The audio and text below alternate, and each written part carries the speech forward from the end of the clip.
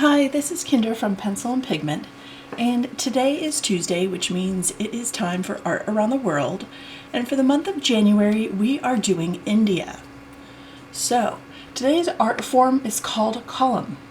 Kolam is an art form that dates back to the prehistoric Paleolithic and Mesolithic age, and this art form has been found in Chembeka in cave paintings in central India. Now, this art form, this kolam, is made with white rice flour, and the fingers are used and they pinch the flour, and then they literally go along and make lines like so. Now, this is done on the ground, but for longevity, you can dilute the rice and create a paste. So it's kind of raised and it lasts longer. For special occasions, limestone and brick powder are also used. Now, this is typically created by women, and this is another art form that is passed down through the generations from mother to daughter. And this is done in the very, very early morning hours, at the threshold of the house, or shops, or done at a temple. And these are redrawn every morning at the break of dawn. And these are done typically to welcome the sunrise. And some women do this twice a day and do one at dusk saying farewell to the setting sun.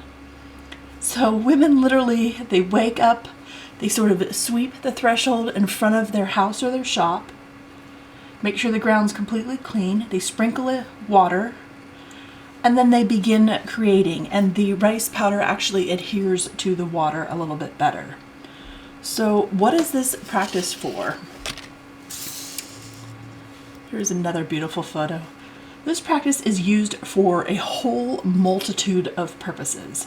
So in one way, it's to welcome the goddess Lakshmi, who represents wealth and beauty, and it's to invoke her into the home.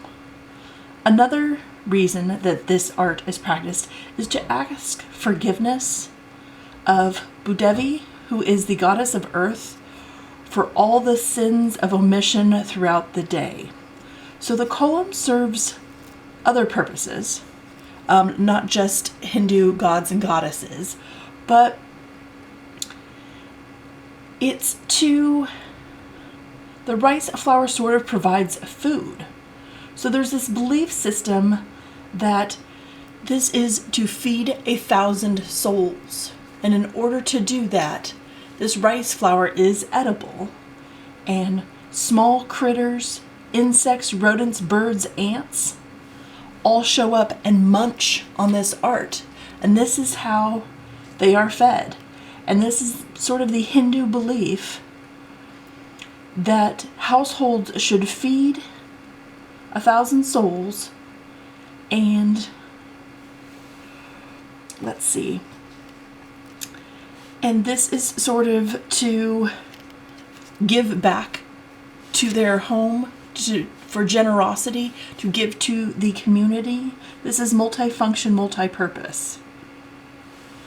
So another interesting thing about this art form is that before the times of sort of modern communication and before telephones, you could tell if your neighbor was having a difficult time. If there was an illness or a death in the family, there would be no column out front of their home.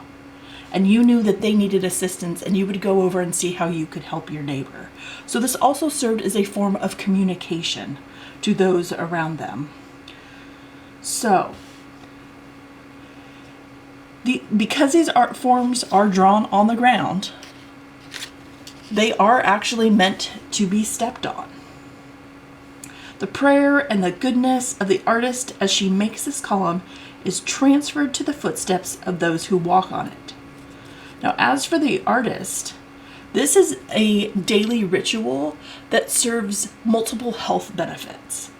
One of them is sort of a meditative practice where you wake up and you create and you're creative And in that sort of meditative energy of clearing your mind and just letting things flow out of you, this is a form of meditation. This is also a form of physical exercise.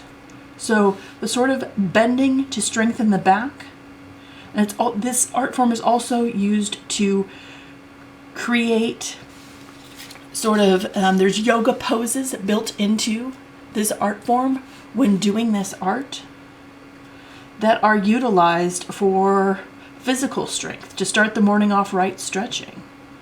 In other parts of India, this art form has a different name.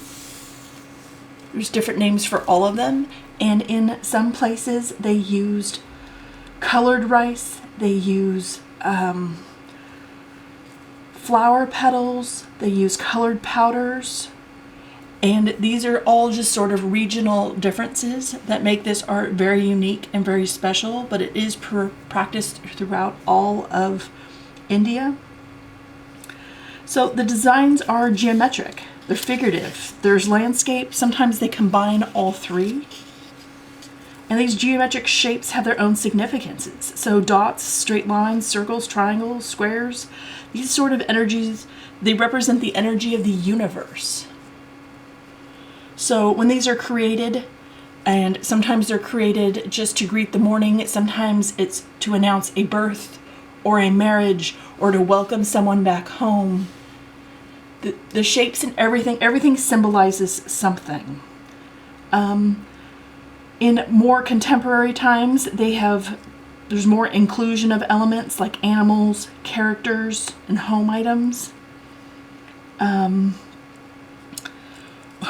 A really unique thing that happened in January 20th to welcome the inauguration of Biden and the Vice President Kamala, they did a huge column piece of art. And it was for inclusion, to signify a sense of unity with both countries. Where this gets super interesting for me personally is in terms of ethno-mathematics. So, mathematicians, computer scientists are using Kolam to help study grammar and picture languages.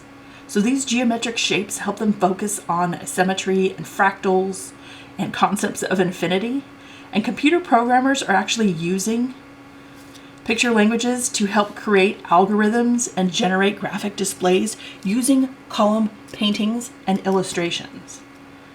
And my absolute personal favorite of all of this is that columns have now been used to simplify the representation of complex protein structures for easy understanding.